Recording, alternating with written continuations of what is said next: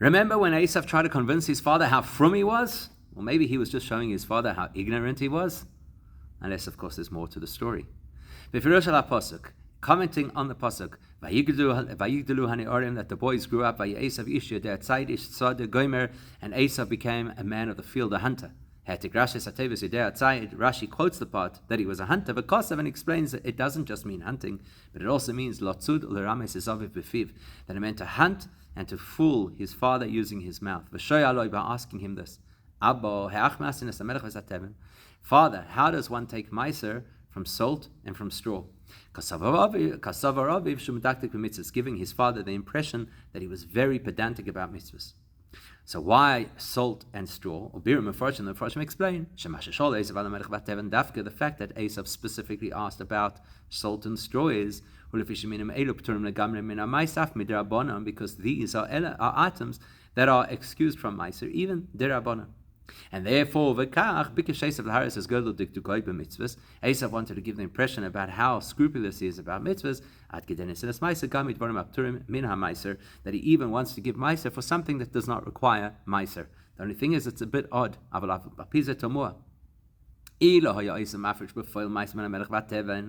assume that Eisav actually gave meiser from the salt and from the straw. That would show how frum he is.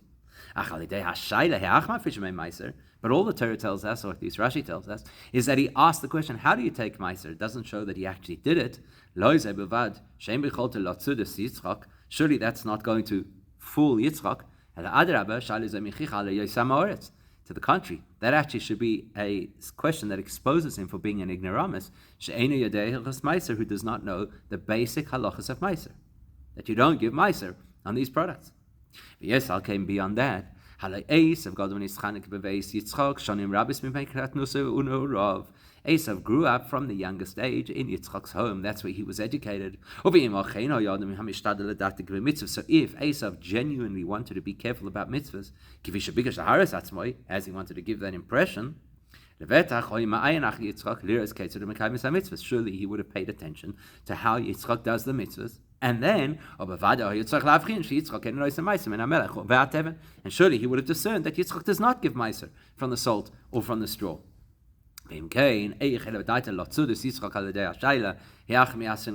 how did he think he was going to fool Yitzchak by asking a question, how do you take meiser from something he knew his whole life you don't take meiser from? And what makes it even stranger is that Toich and Pirish Rashi Zeh, Eisav Bikesh Lahar, is the Yitzchak Shu Medaktik B'mitzvahs. This message that Rashi conveys, that Eisav wanted to show Yitzchak that he is so careful about doing mitzvahs, is quoted in two midrashim, the Tanchuma and Bereshis Rabbah. Tanchuma is Kadav B'Shinei Lashon. The way that Tanchuma records it is different to how Rashi does.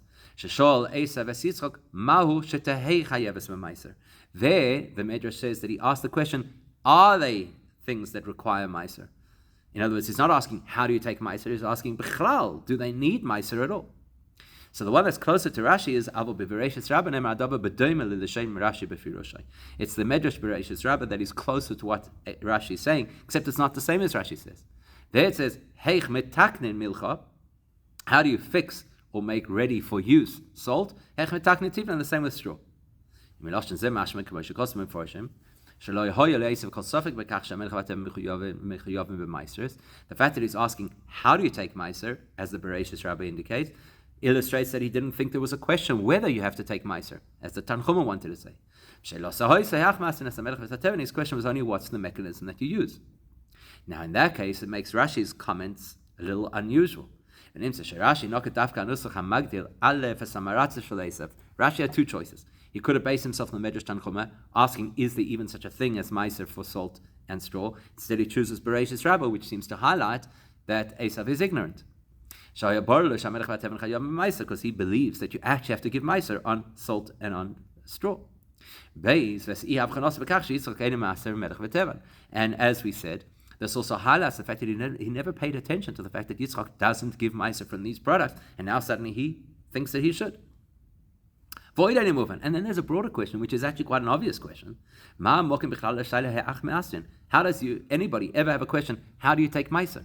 Everybody knows what meiser is because it's expressed in the word itself. 10%. So what is this question that Eisav is asking? How do you take Meiser? How do you take Meiser from salt and from straw? I don't know. If you're taking Meiser, it should be the same as anything else, 10%. So then, if you go back to the Medrash Rabbah that use different language to Rashi, it's easy to solve this question. That the Medrash actually avoided both of those questions. Our question, how does he not know how to take Meiser? And the question that he believes that you have to take Meiser. The Medrash addresses that by choosing language that says, how do you fix salt and straw, rather than saying, how do you tithe salt and straw? There's no question. Eisav knew that straw and salt are exempt from Meiser. He had a different question. How do you fix? What does it mean, fix? Seeing as the Torah tells us that we have to take a portion of our produce and give it as Meiser, and we have to take a percentage of our animals and give them as Meiser. And why do we do it? To illustrate that the whole world and everything in it belongs to Hashem. So Eisav's thinking might have been, as the Medrash illustrates, that you've got to find a way to show that Hashem is in charge of even those things that don't have a requirement of Meiser. To illustrate that they come from Hashem. So therefore the Medrash is saying that's Eisav's question. How do we find a way to illustrate that salt and straw are in Hashem's jurisdiction? Seeing as you don't give Meiser for salt and for straw, then how differently do you show that they are Hashem's property? And that, of course, would rid us of the issue, why is he asking, how do you take Meiser? Because according to the Medrash, he's not asking, how do you take Meiser? He's asking, how do you have the same effect on things that don't require Meiser as you have on things that do require Meiser? That only escalates our question on Rashi's explanation. Or if he's a God, why does Rashi move away from the language of the Medrash? And instead of saying the easier way to explain this, which is he wanted to know how do you elevate or create a sense of Balabatishkeit of the Eibishter over salt and over straw, Rashi specifically says, how do you take Meiser? Why? So the answer lies in remembering what Rashi does and what rules Rashi has to conform to. We've discussed numerous times. Rashi's job is to explain the simplest understanding of the pasuk, as he himself says that is his entire purpose. And he does so, even if the explanation he's going to give does not match the halachic rulings regarding those particular things. And that's exactly what's happening here. Eisav's question, how do you take Meiser on salt and on straw? But Pirish Rashi, from the perspective of Rashi, which is just interpreting the Pshat, Rashi says, Eisav's not talking about the mitzvah of Meiser as we know it, Meiser that is specific to produce and only really applicable after the Torah was given. Rather, Rashi is saying there's another kind of Meiser that if you've been following along in the pshat of the story up until this point, you'll know that there was another kind of Meiser that existed before the Torah was given, and it's that kind of Meiser that Eisav is addressing. And they say it's not such an Amoritz after all. Where did we see Meiser already in our story? We know in Parashat Lech it tells us after Avram Avinu led a victorious battle against the four kings that had invaded Sodom, then it says that he encountered Melchizedek, who was a Kohen, and he gave him a Meiser from everything. Or Rashi, what does it mean according to Rashi? Rashi explains that Avram Avinu took 10% of everything he owned and gave it to Melchizedek because Melchizedek was a Kohen. Kloimer, in other words, that's telling us two very important facts that we didn't think of till now. Number one, Avram, Nasa Meiser, and Melchizedek show you Kohen. First, it tells us that there's a man who's a Kohen already before Matan Torah, Kohen in the context of the pre-Matan Torah world, and so Avram Avinu has to give him Meiser. Most importantly for our conversation, Beis, the kind of Meiser that Avram Avinu gave at that point was not only from the produce of his field, was from all of his assets. The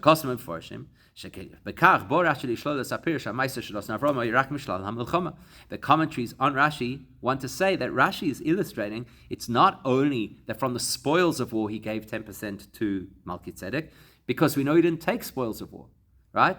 As we'll see in a second. But rather that from everything he had, he gave a Meiser to Melchizedek. Because the Torah is going to tell us explicitly, straight after this, that Avram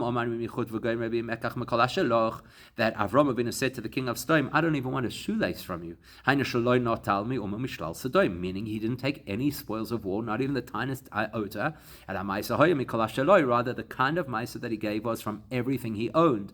Now that we understand that there's Meiser from everything you own, that changes the whole appreciation we have of what Eisav is trying to do, but we'll get there. That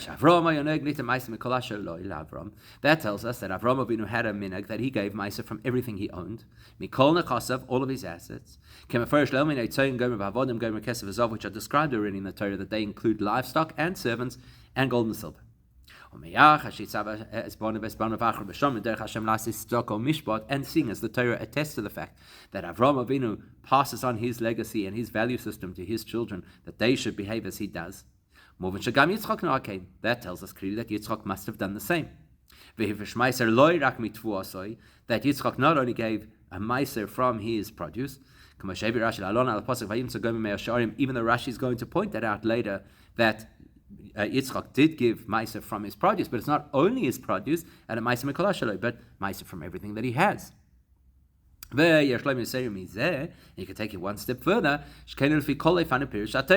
that this is something which makes sense according to all the commentaries or perspectives on Torah. Avram Avinu kept every mitzvah, including the mitzvah of tzedakah, which is 10% of our primary assets. And he passed that on to the next generation. Now that we understand that Meiser pre-Matan Torah, Avram Avinu's Meiser is from everything you own, now we understand where Eisav is coming from, trying to mislead his father,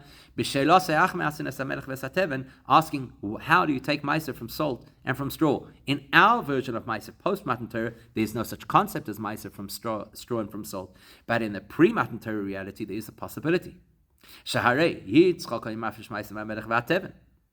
The reason for that is because Yitzchak gave Meiser from everything, and therefore he also gave Meiser from the salt and from the straw. Because he followed Avraham Avinu's example and he gave Meiser from everything. And Eisav's question was only, okay, so I know that you're supposed to give Meiser from salt and from straw, but they don't really behave the same as other produce, so I want to know how you're supposed to do it. What's his question? So there's something that salt and straw both have in common. The common denominator between salt and straw, which differentiates them from all other produce, is salt and straw on their own do not have major value. But when you mix the salt with food, you mix the straw with other ingredients, then they become exponentially more valuable. Look practically in your own kitchen. Take the tiniest amount of salt. The value of that salt, both market value and personal value, is extremely small. But then you put it into food. Put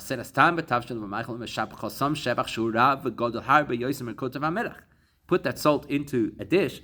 That whole dish is now upgraded. The whole dish is more valuable now because of the little bit of salt that's in it. It's not just that now you have flavor. Without the salt, the entire dish is useless. Like the pasuk in Eisav says, will a person eat something that is without salt, that is bland?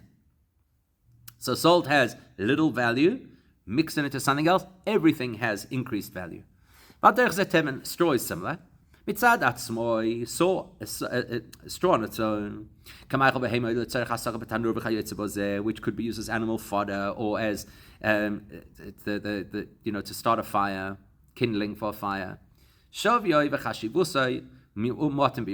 really doesn't have a lot of market value, doesn't have a lot of personal value. But use straw as part of making bricks to build a building, suddenly the straw is much more valuable and the bricks are more valuable. So this is actually the pilpul that's going through Eisav's head, prompting his question. Now that we're talking about the kind of meiser that Avraham and Yitzchak practiced, which is you give meiser from everything, which is taken from all of your belongings, and obviously is a much greater dedication to Hashem than what is required. So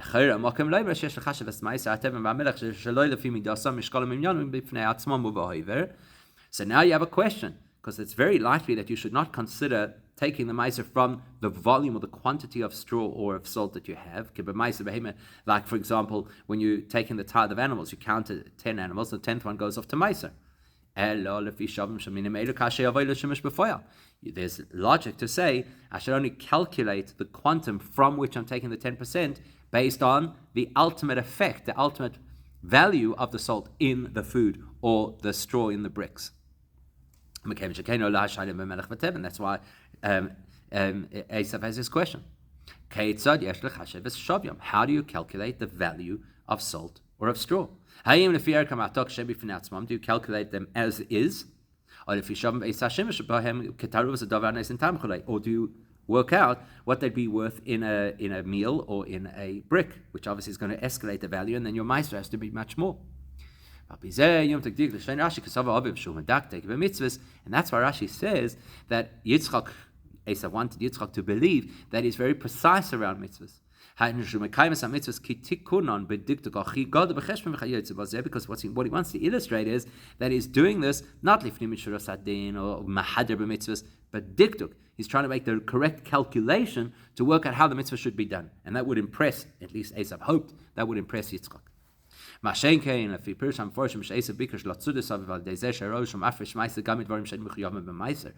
if you go with the other commentaries, which are basically saying that Eisav is trying to impress Yitzchak by taking meiser where you don't have to take meiser, the language should have been that he's very strict with mitzvahs, he's very mahader mitzvahs, something like that. Okay, so what's Rashi telling us? There's a different kind of meiser in those days. Eisav wants to fulfill that meiser, and he has technical questions about how it relates to items that have little value of their own, but greater value in a mix. So do you look at the mix, or you look at them as they are on their own? Now, this distinction between Rashi's approach and the Medrash Bereshis Rabbah, the Rebbe is going to align with a debate between the Rambam and the Raavad. Rashi is there. One of the incredible insights from an halachic perspective from this Rashi is, Kanal, as we mentioned, the Medrash wants to avoid saying that Eisav was asking about actually taking meiser. He was asking, how do you make the tikkun of acknowledging Hashem's ownership over this salt? Whereas Rashi specified, his question was about meiser. So the different approaches, and therefore the different language in the Medrash and Rashi, is aligned with the debate between the Rambam and the Raavad. In Hilchos Melachim, one of the things that the Rambam discusses is mitzvahs that were applicable even before the Torah was given. And this is what he says. Adam was given 6 mitzvahs, Noach was given Eva min Achai, Avram Avinu was given Bris Milah, etc. And he davened Shachris. V'Yitzchak hifrish meiser. And Yitzchak is the first person to tithe meiser. So the Raavad debates that and says, really, the Rambam should have said that Avraham Avinu was the first person to give meiser from the story of Malki Tzedek. Or Biru Mefarshim, so the Mefarshim explain that the basis of the debate between the Rambam and the Raavad is how are you to understand the meiser that Avraham Avinu gave to Malki Tzedek. The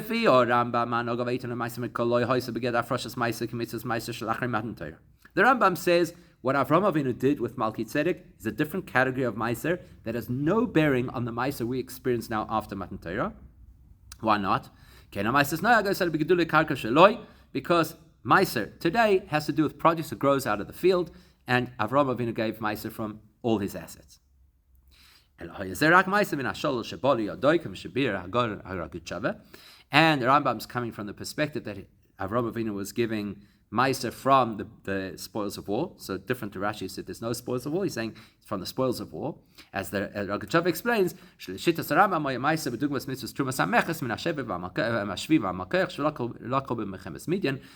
the Rogatchover says the Meiser that Avraham Avinu is given is similar to the so-called tax that after the war with Midian, the Yidden had to give to the Beis HaMikdash or to the Kohanim. That was a mitzvah only once off in the time of Midian. Likewise, the way that Avraham Avinu gave Meiser is mitzvah l'doros. It's not l'doros. It's not the way that Meiser is supposed to be fulfilled. Whereas the Ravid says, no, Avraham Avinu may have given different things to Meiser, to what we give, but it's the same halachic parameters of Meiser as our halachic parameters of Meiser. But you're going to say, how could that be the same Meiser as ours? Our Meiser is restricted only to produce that grows in a field. So there are two ways to address that. That we can answer as follows. Aleph, number one, the limitation of Meiser only to things that grow in a field, that was only introduced at the time of Matan Torah. Whereas the Meiser that preceded Matan Torah is still the same Geder, the halachic concept of Meiser. It's just not limited to the field. Without exception, it's all assets. As the pasuk tells us, Avraham Avinu had to give Meiser from everything. As we see with other mitzvahs that the Avos did, the way they did the mitzvahs then are not with the same requirements as the mitzvahs we have now. So, for example, a bris, then Avraham Avinu's bris did not have the step of priya, which is critical to a bris now. Another example, Yibum before Matan Torah, that nowadays Yibum is associated specifically with the brother of the deceased. Before Matan Torah was any immediate relative of the deceased. So that's the first thing. Number two, base, the truth is, all of the Meiser that Avraham Avinu gave is similar to our concept nowadays of giving 10% of our earnings. And even if you're going to argue that Meiser from earnings is a rabbinic requirement, first of all, the Gemara tells us that Avraham Avinu kept, as the pasuk says, he kept Torasi or Matorah, which includes Torah Shebal Peh. But besides that, the truth is, giving Meiser Ksofim is linked back to giving Meiser from produce. And it's actually an offshoot of that original mitzvah. Because actually, where do the Rabbanon learn the concept of giving Meiser from your income? From the pasuk Aser Te'aser, which is about Meiser Sheni, regarding produce. And therefore you could say the action of giving Meiser that Avram did, even though it was across a whole spectrum of assets, is related to the Meiser that we give today. And with that in mind, we could explain the distinction between Rashi's approach and the Medrash approach, similar to the Rambam and the Ravid. The perspective of the Medrash is the fact that Avraham Avinu gave 10% to Malki Tzedek has nothing to do with what you and I call Meiser. Because Meiser is specifically for produce of the field, and therefore there's no scope to ask the question, how do you take Meiser from salt and from straw? They don't belong in that category. And so therefore the Medrash Rabbah, therefore the Medrash says the question was only, how do you give a sense of Hashem's ownership over these things without giving Meiser? In other words, the Medrash aligns with the Rambam that Meiser has nothing to do with Meiser as we know it.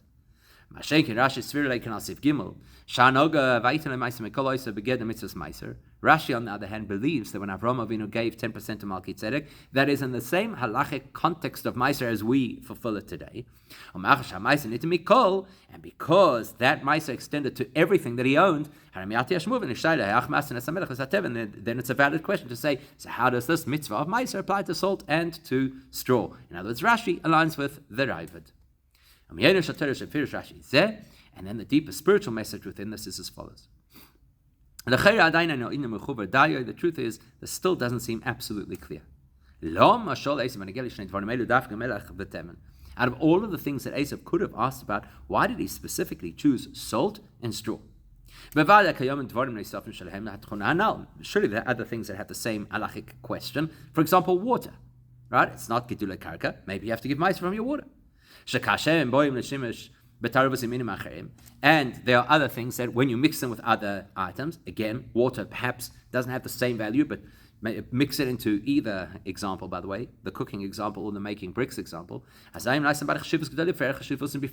that completely upgrades their value. So the answer is there's a very deep connection between Eisav and salt and Eisav and straw.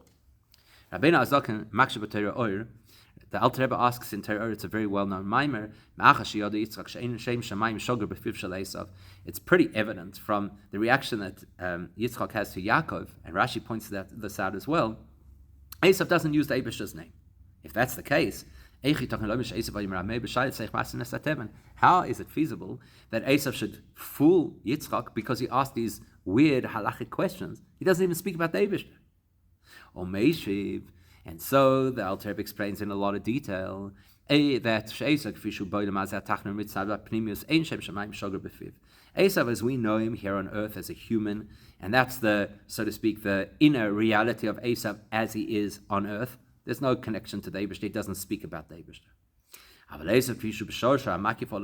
But when you're talking about where Eisav originates, the spiritual source from which Eisav derives, which has no direct bearing on his life, it's an abstract reality of his life. He's actually a very elevated level of Kedusha. The head of Eisav is at the bottom of Yitzchak, at the heel of Yitzchak. We know that Eisav is unhealthy aggression, which is a toxic version of Gevurah, and his conquest and his violence, etc. Where does it originate? Gevurah, that is holy, the Gevurah of Yitzchak. So there's this abstracted version of Esav's source that somehow gets into his head and propels him to ask questions about, I want a connection. I want a connection to salt and to straw. The Alter Rebbe explains that is the reason Yitzchak wanted to bless Eisav. What he wanted to do, a bracha, is to bring something down from a higher to lower reality. So Yitzchak's intention is to bring down the shorish that Eisav derives from, which is so positive and healthy, bring it down into this world so that Eisav on earth, then Eisav will be refined and transformed. At least that's what Yitzchak hoped. And that explains why Eisav was specifically interested in how you take ma'aser from salt and from straw. That's because both salt and straw represent how you rehabilitate Eisav. Chassidus explains that salt is a representation of the source of all Gevurah. And that's why salt has the capacity to take something that perhaps ordinarily you wouldn't be able to eat, and it makes it edible. So, for example, you use it to clear out the blood from an animal before you could eat the meat, or you use it to cure certain foods that you can actually eat them. So that represents taking this unhealthy, toxic Gevurah and curing it. So the fact that Eisav is asking, how do you incorporate salt into your service of Hashem, is actually a reflection of Eisav asking, how do you incorporate me into your service of Hashem? How do I get refined? Even though he's not necessarily conscious that that's what he's asking, because it's makif. And likewise, he has the same question about straw, because Chassidus explains that the chaff and the stalks of wheat, that's the dregs, that's the stuff you want to get rid of. You're most interested in the actual wheat kernels themselves. Says the Chassidus, same in Bechinas HaKlippas. They represent klippa, which is something you can afford and should discard in order to get to the true value. So because Eisav belongs to the world of klippa, he prides himself that his connection to the Eibishter is through the things that are the klippa, the extraneous parts of the wheat. And that's why the prediction is in the future. How will Esav's rehabilitation be represented? It's through Yaakov's family or home being fire and Yosef's being a flame, or base Eisav lekash. And Eisav will be the kash, the straw which needs to be refined. And that should be Kenya b'mheir v'yameinu mamash v'vias Mashiach tzidkenu. We should see the birur of Eisav immediately with the coming of Mashiach right now.